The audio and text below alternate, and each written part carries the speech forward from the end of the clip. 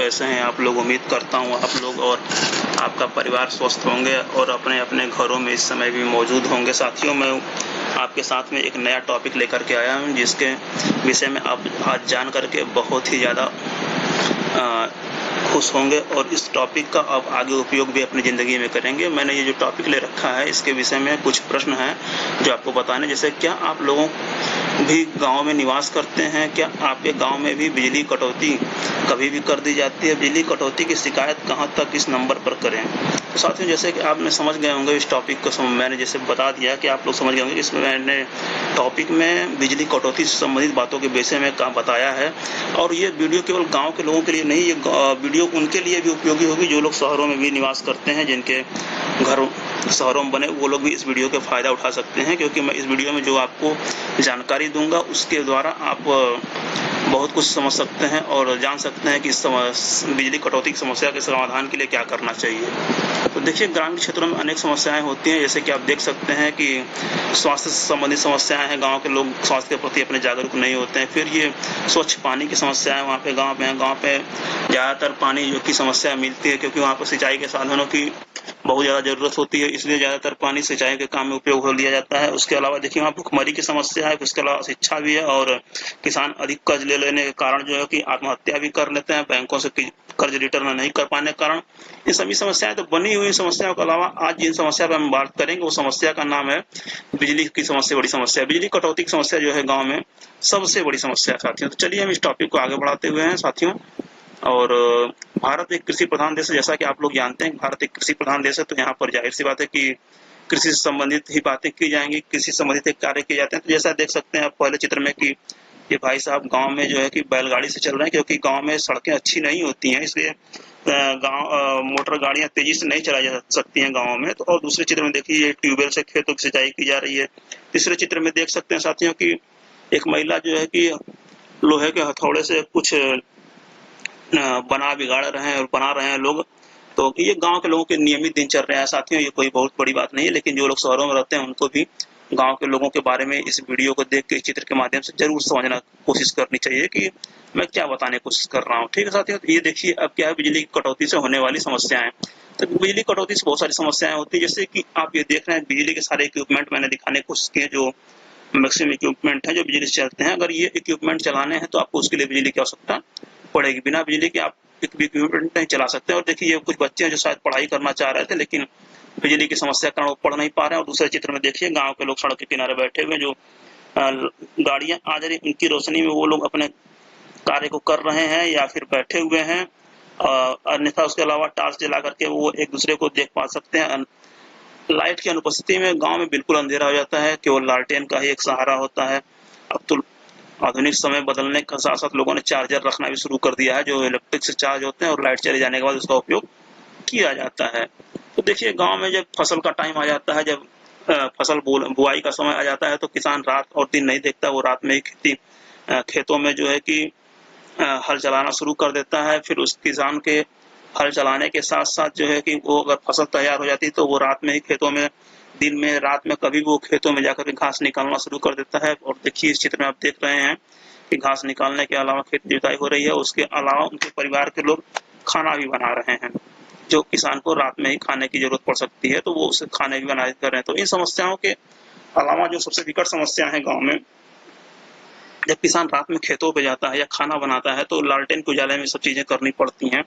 तो वहां पर सबसे ज्यादा डर गांव में जहरीले जानवरों का होता है, जैसे कि सांप हो गया, बिच्छू हो गया और भी जंगली जानवर हो गए, जो कि उजाले की रोशनी पाकर के, लालटेन की रोशनी पाकर वो उसके पास आ जाते हैं और किसानों के ऊपर हमला कर देते हैं। क्योंकि किसान जो है खेतों में काम करता है तो वहाँ ज्यादातर समय मिट्टी होती है, नमी होती है, कीचड़ होने के कारण किसान खेतों में जूते और चप्पल पहन के नहीं जा सकता, इसलिए उसे नंगे पांव ही काम करना पड़ता है साथियों। और इन सब समस्याओं, नंगे पैर होने के कारण उसे सांप और बिच्छुओं का ज्यादा समस्याओं का सामना करना पड़ सकता है। और मैं खुद गांव में रहता हूं तो मुझे एक बार खुद बिच्छू ने डंक मार दिया था, तो मैं इन समस्याओं से अच्छी तरीके से परिचित हूँ। तो ठीक ग्रामीण क्षेत्रों में बिजली कटौती के कारण क्या हो सकते हैं? जर्जर तार तथा जर्जर विद्युत उपकरण होना, सरकार का ग्रामों के प्रति उदासीनता, अधिकारियों तथा कर्मचारियों का मनमाना रवैया, ग्रामीणों में जागरूकता का अभाव। तो आप देख सकते हैं साथियों कि जर्जर और पुराने तार हो चुके हैं, विद्युत उपकरण ट्रांसफार्मर वगैरह पुराने हो चुके हैं, पोल पुराने हो चुके हैं, तो उस पर हमेशा खतरा बना रहता है कि कभी भी तार टूट जाते हैं, कभी भी ट्रांसफार्मर बिगड़ जाते हैं या कभी भी बिजली के खंभे गिर जाते हैं, तो उन सभी समस्याओं से बिजली अक्सर बाधित होती रहती है। दूसरी समस्या सरकार का ग्रामीणों के प्रति सरकार जो है कि ग्राम के प्रति जो है गाँव के प्रति उदासीन व्यवहार रखती है। वो अगर गाँव के प्रति जागरूक व्यवहार रखती तो जाहिर सी बात है कोई भी दिक्कतें नहीं आती। लेकिन गाँव की याद तो सरकार को तब आती है जब वोट का समय हो जाता है। अधिकारियों तथा कर्मचारियों का मनमाना रवैया गाँव में अधिकारियों तथा कर्मचारियों की चलती है। वो अधिकारी और कर्मचारी जब इच्छा होती है लाइट दे देते हैं, नहीं इच्छा होती है लाइट काट देते हैं। उनसे कोई फर्क नहीं पड़ता कि गांव के लोग कैसे जिंदगी जी रहे हैं, उनके पास लाइट की आवश्यकता है, उनको लिखना पढ़ना है, उनको भी कंपटीशन की तैयारी करनी है या फिर उनको भी और भी कार्य देखने हैं। गाँव के ग्रामीण क्षेत्रों में अधिकारी और कर्मचारियों को इससे कोई मतलब नहीं, वो अपनी इच्छा अनुसार लाइट देते हैं, अपनी इच्छा अनुसार लाइट काट देते हैं। और इन सब समस्याओं सबसे बड़ी समस्या गाँव में जागरूकता का अभाव है साथियों। गाँव में अगर जागरूकता होती तो गाँव के कर्मचारियों से गाँव के लोग ही पूछते कि आखिर लाइट क्यों काट दिया, किस आधार पर काट दिया, क्या आवश्यकता थी काटने की। लेकिन ऐसा कहीं कुछ भी नहीं है। गाँव के लोग न जागरूक है, न पूछते हैं, न अधिकारी और कर्मचारी डरते हैं किसी चीज के। हमारे प्रति किसी की जवाबदेही तय नहीं होती वहां पे। तो ठीक है, बार बार बिजली जाने पर क्या करना चाहिए हम उसके बारे में अब जानते हैं। तो सबसे पहले सुनिश्चित कर लें कि कटौती का क्या समय है। अगर साथियों गवर्नमेंट ने कटौती का समय निश्चित कर रखा है, प्रशासन ने अगर कटौती का समय बना रखा है कि इतने से इतने टाइम तक बिजली नहीं रहेगी, तो आप उसको जाने कि कितने से कितने समय तक बिजली नहीं रहती है। और उसके अलावा फिर अपने आसपास के गांव की बिजली है या नहीं इसका भी पता कर लें। अगर बार बार बिजली जा रही है आ रही है तो आप इसका पता जरूर लगाएं कि आपके अगल बगल के गांव में, आपके अड़ोस पड़ोस में बिजली है कि नहीं है। ठीक है ना। इसके अलावा अगर आपके घर बिजली के मीटर लगा हो तो मीटर रीडिंग कराकर ही बिजली का बिल जमा करें। साथियों अब मैं एक बहुत महत्वपूर्ण बात बताने जा रहा हूँ मीटर रीडिंग के बारे में। तो ठीक है, आगे मैं बताता हूँ क्या है मीटर रीडिंग। तो आपसे देखिए साथी, मीटर रीडिंग के चक्कर ये होता है कि अगर बिजली का बिल एक मुश्त निर्धारित है तो अपने घरों में चाहे आप 1 घंटा बिजली उपयोग करें या 10 घंटा बिजली उपयोग करें, लेकिन आपको बिजली सपोज कीजिए हम लोग 500 कुछ रुपए एक महीने का बिजली बिल देते हैं, समथिंग देते हैं, 500 कुछ रुपए देते हैं।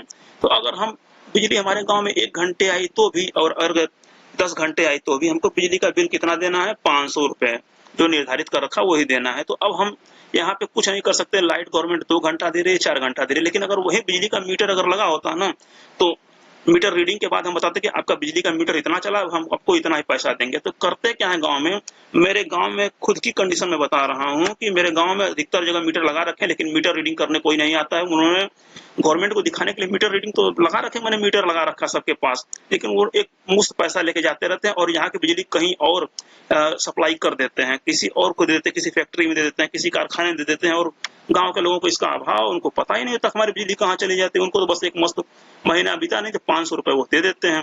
तो ये सबसे बड़ी समस्या है कि जो गांव के कर्मचारी जो काम करते हैं, जो अधिकारी हैं, ये लोग गांव में के प्रति उदासीन इसीलिए है क्योंकि उनको बिजली किसी फैक्ट्री में, किसी कारखाने में दे देना है और गांव के लोगों से एक मुफ्त पैसा मिल ही रहा है। मीटर रीडिंग की कोई दिक्कत ही नहीं है। तो गांव वाले का जो पैसा है वो कंपनी के पास, बिजली विभाग के पास जमा होता है और जो कारखानों से और इसके अलावा फैक्ट्रियों से पैसा मिलता है वो बिजली विभाग के अधिकारी अपने पास रखते हैं। ये सबसे विकट समस्या है।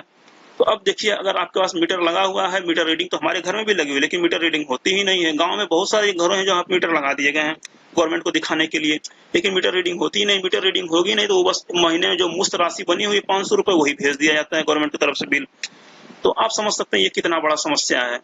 तो अब बिजली की कटौती मनमानी की जाती तो उसके लिए क्या करना चाहिए। अब देखिए, बिजली कटौती, यहाँ पर बिजली तो है लेकिन बिजली आई नहीं है।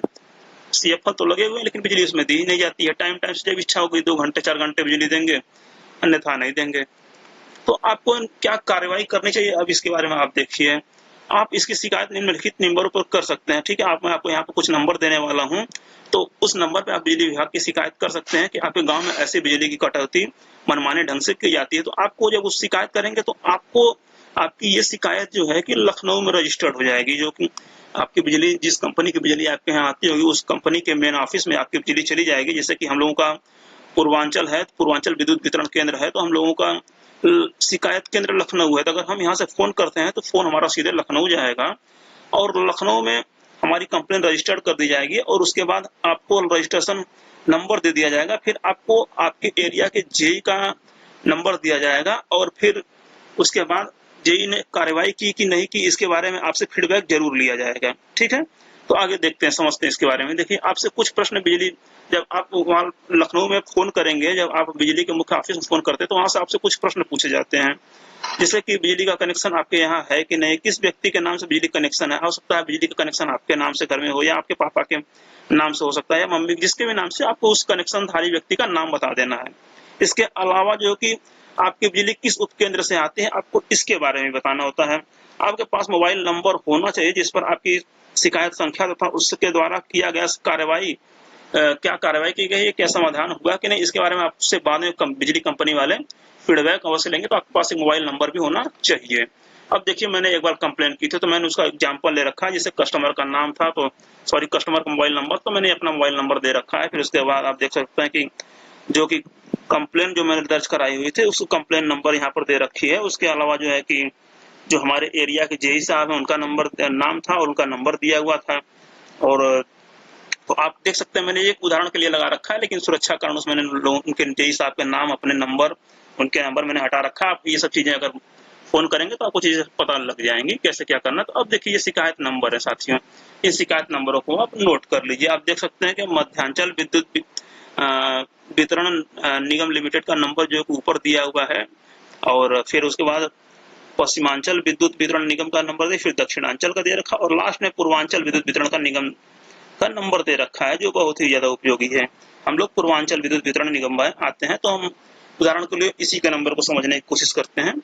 जैसे कि पूर्वी उत्तर प्रदेश में लोग जो यहाँ शिकायत कर सकते हैं, जैसे जो लोग मऊ, गाजीपुर, बलिया, आजमगढ़, वाराणसी आदि क्षेत्र में रहते हैं, वो इस नंबर पे शिकायत कर सकते हैं। वो नंबर साथियों देखिए यहाँ भी है, और मैंने पीछे में नंबर दिखाया था। नंबर है 1800-180-5025। ठीक है साथियों, तो देखिए, अगर आपको जानकारी अच्छी लग रही है तो आप चैनल को सब्सक्राइब कर लीजिए, और बेल का भी, घंटे का बटन भी ऑन कर लीजिए, ताकि वीडियो अगर अच्छी लगे तो आप इस बटन को सब्सक्राइब कर लें, ताकि वीडियो अच्छी लगे तो आपको मैं दोबारा जब वीडियो बनाऊं तो आपको वीडियो मिल भी सके। तो ठीक है साथियों, ये हो गया आज का वीडियो। वीडियो अगर आपको पसंद आया हो तो आप अरविंद के अड्डा चैनल को लाइक करिए। अगर वीडियो पसंद नहीं आया हुआ तो आप चैनल को डिसलाइक भी कर सकते हैं, लेकिन आपने डिसलाइक क्यों किया, ये कमेंट बॉक्स में जरूर बनाएं, ताकि मैं अगली वीडियो में सुधार कर सकूं साथियों। तो ठीक है साथियों, ये हो गया आज का video. Thank you very much.